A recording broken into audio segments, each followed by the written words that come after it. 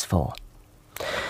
Now time for a bit of dressing up, some old-fashioned entertainment and a little anachronistic science. Phil Jupitus goes back to an imaginary steam-powered future to investigate a fantastical time-travelling subculture to find out why some people want to party like it's 1899. It's Mr. Jupitus in the age of steampunk.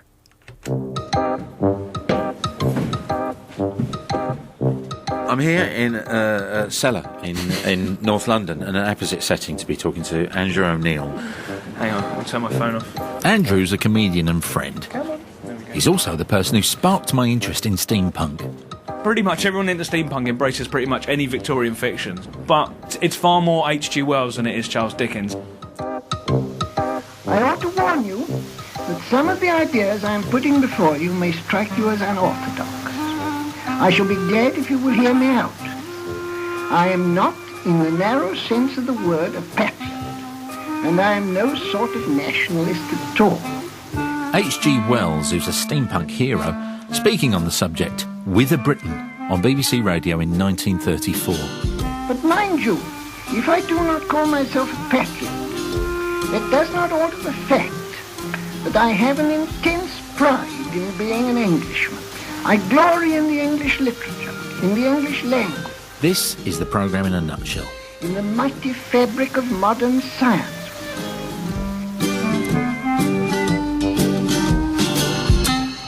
Some of the ideas I'm putting before you, like Wells says, may be unorthodox. They involve not only his regard for literature, language, the mighty fabric of modern science, but also his fiction, his books.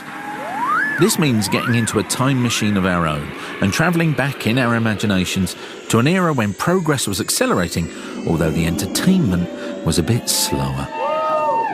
And this is the first steampunk convivial Formula One snail race. This is quite historical and I'm getting hysterical. It's still the early 21st century.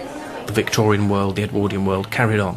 This is Ian. We've got steam-powered cars on the streets, we've got huge dirigibles flying to Japan. You may have come across a person with similar interests to Ian before.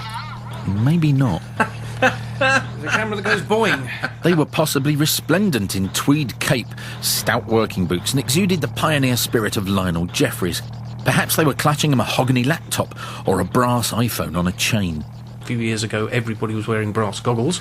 Everybody seems to want a rocket pack now. This is the explanation. Your steampunk. A part of the time-travelling cult known as steampunk. We try to explain steampunk. This is steampunk, this is what we do. But if you get more than two steampunks in a room, you've probably got 4 different opinions. It's a look, a style, a fascination with the material products, the technology of the 19th century. The idea of so many things happening at once, discoveries in all sorts of areas. 19th century science, 19th century science fiction. This is a boilerplate camera. Let's have a look. Standard compact digital camera. It's got rivets on it. People might wear goggles, they might wear pith helmets. I mean, I'm really interested in people that wear Victorian-inspired prosthesis, a brass mechanical arm or something like that. We don't have a drug. Well, steam. Snuff. Tea, maybe.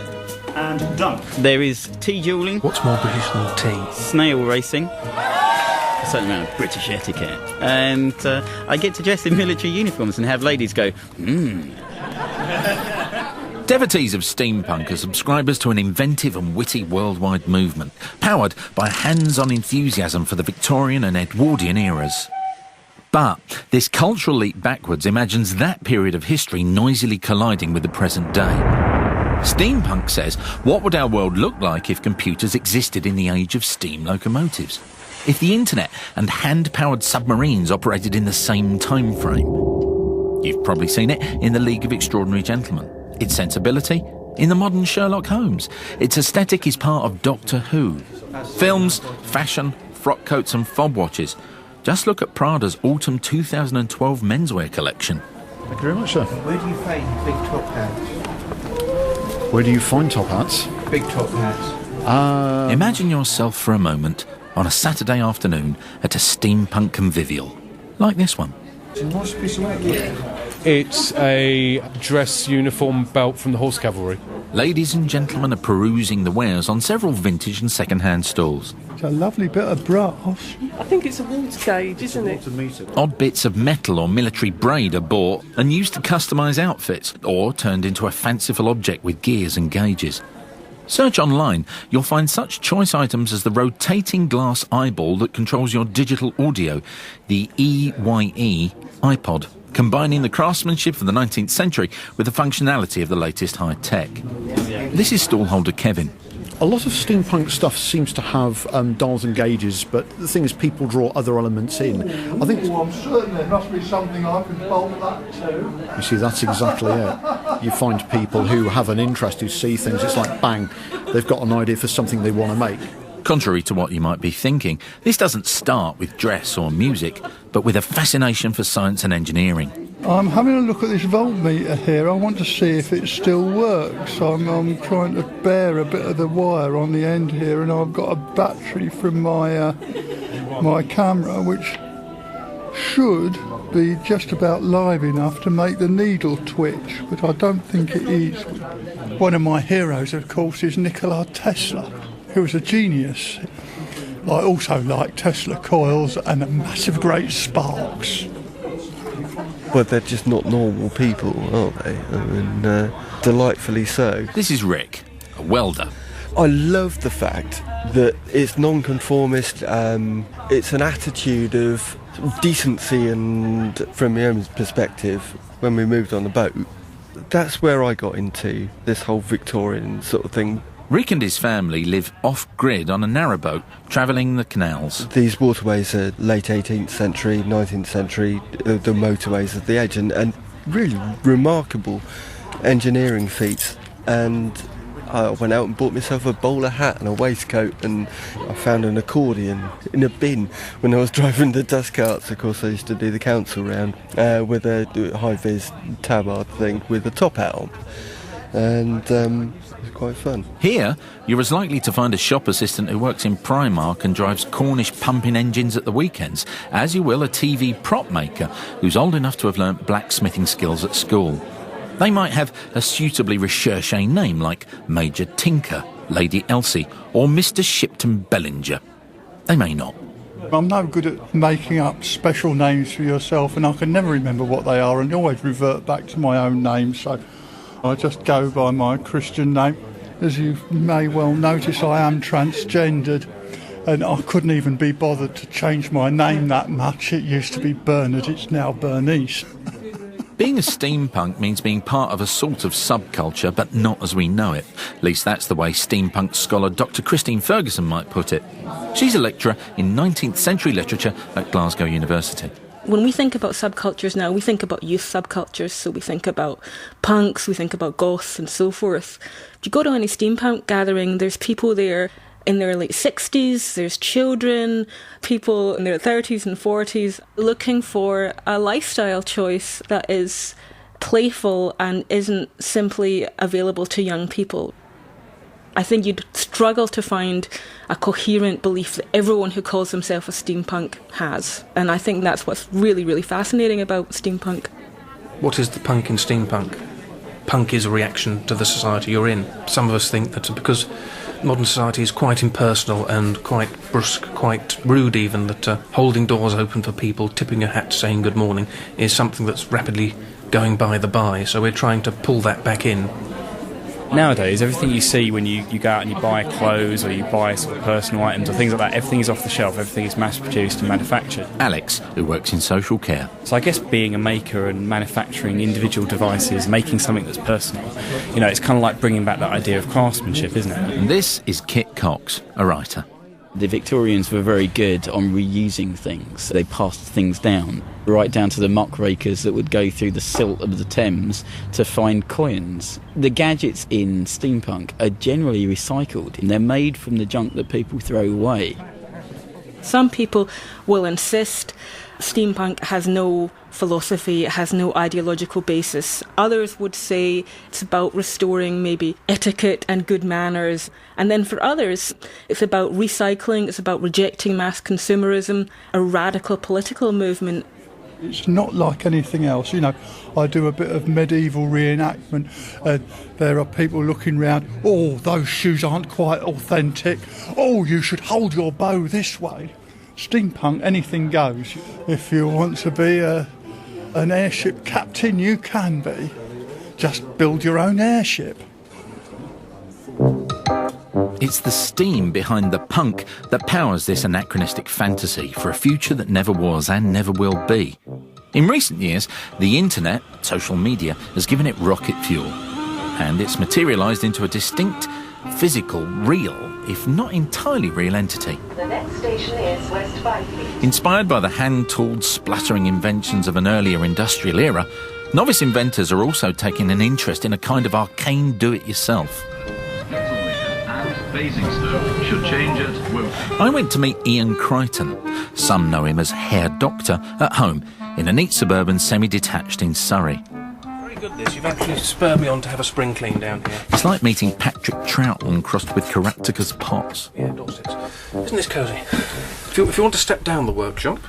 This appears to be something of a toy graveyard. There's rockets here, a small submersible. Stepping into Ian's shed/workshop involves edging past model moon rockets and the odd spaceship. I see a third-generation Stormtrooper helmet, if you do your Star Wars chronology as I do, in the order that the films came out. Ian had agreed to show me one of his newly acquired skills, how to etch images on brass. An astonishing array of extension and plug boards here, and a lathe right in front of us. Haven't seen one of these since metalwork in 1974. Got to be honest, I'm a little bit nervous around it. So the etching area would be... Right here. Marvellous. It consists of this inert plastic container. All right. With an iron rod running around the base of it. Brass holder there for your workpiece. No, it's fascinating, honestly, but if we go through the entire process, it'll take up the whole programme. Standard car battery charger, and next important to that is a bag of salt. OK. There are tutorials about this stuff available on the internet. Yeah. And after about half an hour, 45 minutes, you've got an etched brass plate. That is just absolutely fantastic. I mean, for a kick-off, this the plastic container in which you do this fabulous work, I've had one of those and I kept muesli in it. This is all very, very attainable stuff. I was startled by the simplicity. It's something I considered would be absolutely beyond my abilities in a shed, in a garden, in the middle of Surrey. What was your first etching job after? A little ray gun I'd made for my girlfriend. It's called the Princess Alice. A lady-specific ray gun? Yes, and the reason it's called Princess Alice is that's the name of the charity shop I got the parts from. Oh, that's rather lovely. I also have a ray gun called Help the Aged. I'm leaving Ian's shed of fantastical curiosities temporarily because I'm struck by the fact that what he does requires a genuine understanding of scientific principles, real science. Dr. Adrian Thomas is consultant radiologist at Princess Royal University Hospital in Kent. I'm very much a steampunk fan. It's steampunk to me, traditional science, traditional technology, and resonates very much with early radiology and early medical science. An early X-ray department, you would have high-tension cables coming off the ceiling, wires coming down via rheopores, attaching onto X-ray tubes. You'd have sparks, you'd have flashes. Modern X-ray machines work much better than the early machines, but there's a sort of boredom or a tedium about them. You know what they're doing, but it's not obvious. This stuff's worth knowing about. From a scientific point of view, if you understand the early work, you can understand the later work in a much more complex way. When the Victorians, when the Edwardians made machines, they looked beautiful, they were well made. There was a certain amount of redundancy in design, but actually you see what's happening. It's obvious looking at something what it's actually doing. Seeing is believing, as well as understanding and learning. In order to see more fully how 19th century science contributes to a greater understanding of how today's world works, I'm heading for the Houses of Parliament to meet a Mandarin who is scientific advisor at the Parliamentary Office of Science and Technology. But on her days off, she sings in a steampunkish band called Sunday Driver. She gets very effusive about the absence of luminiferous ether. Michelson and Morley did an experiment which proved there was no luminiferous ether, and I actually often imagine myself back in their laboratory thinking, wow, this is big. All of these things bear some relation to her parallel interest in steampunk. So we're here in the Millbank offices of Dr. Chandrika Nath. Now, you brief politicians on current science issues. So what is it about the Victorian approach to science in that era that appeals to you?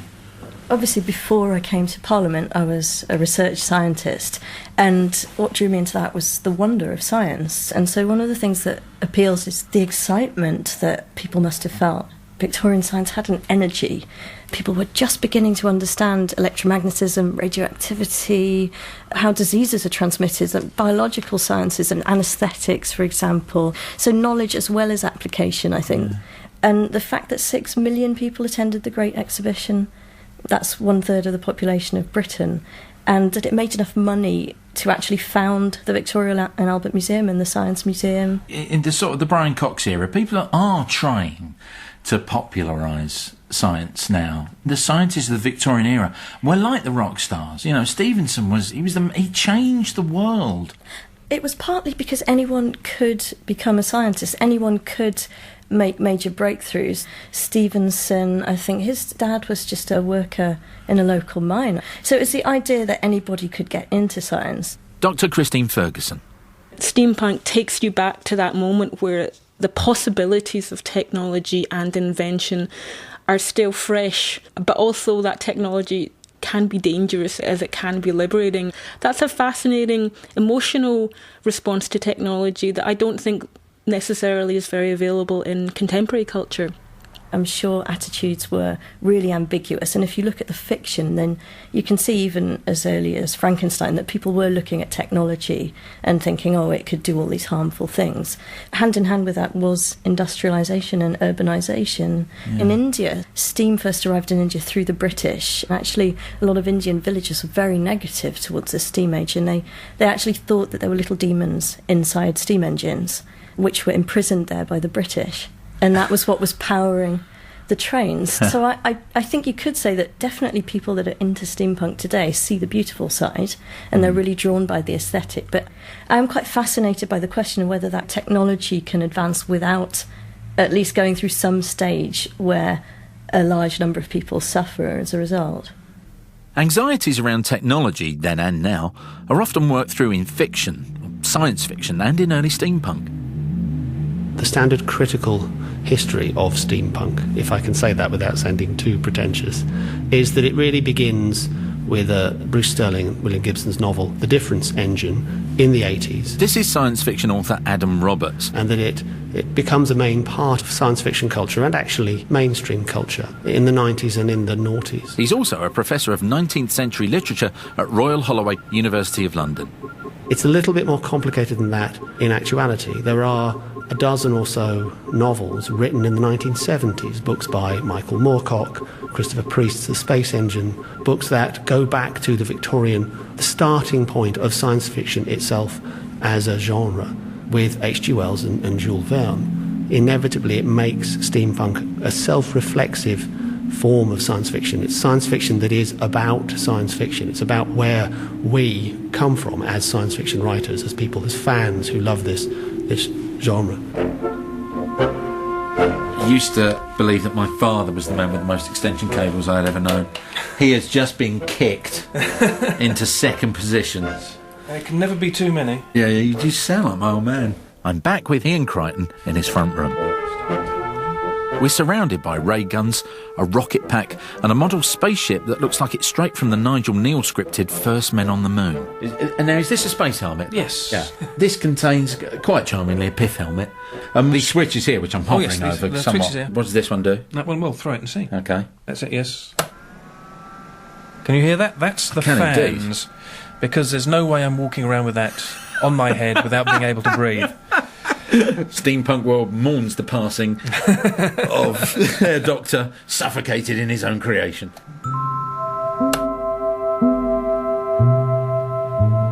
Once upon a time, science fiction used to be about the future. It was something we looked forward to. In the centuries to come, men and women would ride spaceships to the moon. And now it is, frankly, something that happened in the past.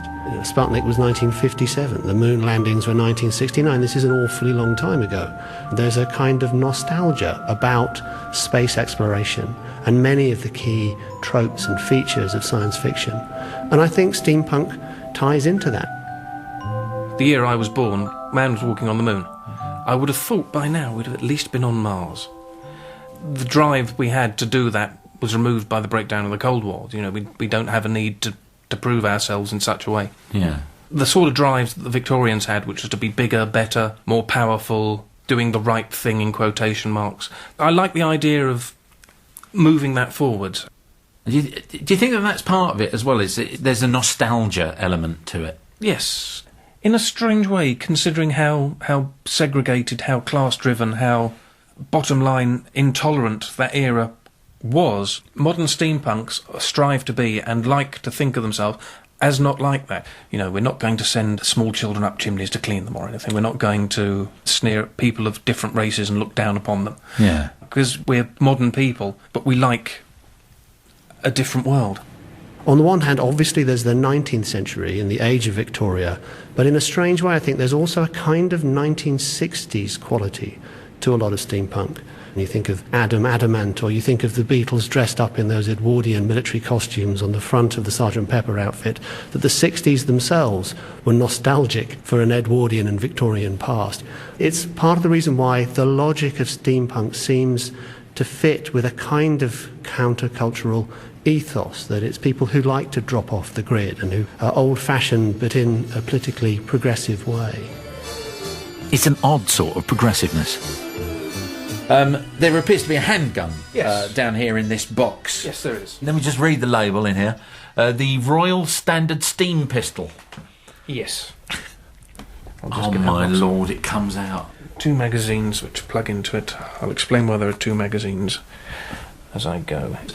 The first machine gun was called the Puckle gun. This is a real gun, the Puckle gun. Yeah. And it fired 2 different kinds of bullets. Round bullets for Christians. No. Because it was easier to treat the wounds. And square bullets for heathens, because that would rip them to pieces. I've extended that. The round bullets, as it says on the box here, is for deployment against colonials, Christians and other God-fearing humans. And the square bullets are, of course, for deployment against pagans, Metatellurians and other godless heathens. When I was a kid, my mum used to read me the Professor Brainstorm books, and I think there's a real element of that. Definitely an influence on me. The hatches! Oh, yes. Are they practical hatches? Oh, don't! Yeah. And there we are, transported back to being kids. Comic books, children's TV, and I had a 2-2 air rifle. Ian, a shade younger than me, shares some of my history. My first Airfix kit was probably when I was about 3, and it wasn't long before I graduated into making things out of other things. The whole sort of Blue Peter-esque yoghurt pot and sticky back plastic sort of thing. And you watch Doctor Who. 3 things I'm taking away from this are Airfix kits, Blue Peter and Doctor Who. Professor Adam Roberts. The Doctor Who phenomenon is a fascinating thing. Doctor Who is sort of steampunk. The TARDIS is a kind of steampunk device, and he is a sort of Victorian or Edwardian gentleman. And of course he's not. He's a Time Lord from Gallifrey, we know all that.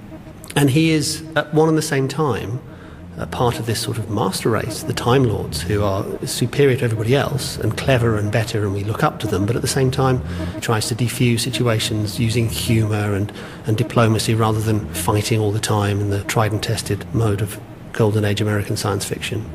He's a strange combination of the best and the worst aspects of what British imperialism used to be. The best and worst. Twin attributes that lead, even among steampunks at times, to a certain unease. That associating oneself with the largest empire the world has ever seen in a manner that transcends history is to somehow ignore the negative aspects of imperialism. I think if you went to a steampunk event and you saw people wearing pith helmets and talking about the British Raj, you might then get the impression, is this more like a historical reenactment of the glory days of the empire? But it is deeper than that. Chandrika Nath. I come from a background already where I'm not inclined to look back on the days of empire as a positive thing, obviously, because I'm from India. My grandfather was a freedom fighter. He was imprisoned by the British. And it gives me a platform to explore that. It's a vexed question. For a serious answer, I turn, of course, to a comedian. Andrew O'Neill is also a metalhead who plays with the men that will not be blamed for nothing. The band's first album was called Now That's What I Call Steampunk Volume 1. I'm here in a cellar in North London, in an opposite setting, to be talking to Andrew O'Neill. We're back where we started. Hang on, let me turn my phone off. If you say Victoriana to anybody, it's a very twee vision of a repressed right-wing world. Yeah. And steampunk appears to kind of subvert that perceived image of the Victorian era. Some of it does and some of it doesn't. There's a lot of people pretending to be posh. There's a lot of people who shout, huzzah! Yeah. There's a load of ex-military people. There's a load of goths. There are proper punks. You know, most of my metalhead mates are roughly aligned in terms of background, in terms of outlook, but steampunk's not like that. There's quite a lot of right-wing steampunks. Quite a lot of very conservative, small and large steampunks. So we come at it from a kind of, I suppose, sort of working class perspective, because most Victorians were scum. The vast majority of Victorians were poor, they were dispossessed. I mean, you've got London, the centre of an empire, but you've got East London, Whitechapel, that had 2,000 prostitutes living in half a square mile known to the authorities, you know? Yeah. So that's the area of Victoriana we like, the dark stuff, the underbelly. If society... That's the actual authentic cellar bar staff there, calling for a crate of light ale, I think. Yeah, it's marvellous. It was Bombardier. But you can tell the steampunks are in, because exactly. the Bombardier... They're out of Bombardier. They're drinking English beer with a military name and listening to... We had in our heads 80s anarcho-punk, like Crass, Discharge, but with that kind of music hall sing-along. Imagine the Clash gate-crashing the good old days. Everybody well! Steampunk's been around for decades. It's huge now, but how long will it last? Is it already over? Not for thousands of steampunks it isn't, but that is not the point. Things change. Move on. It's a product of its time. But is that the past, present, or the future?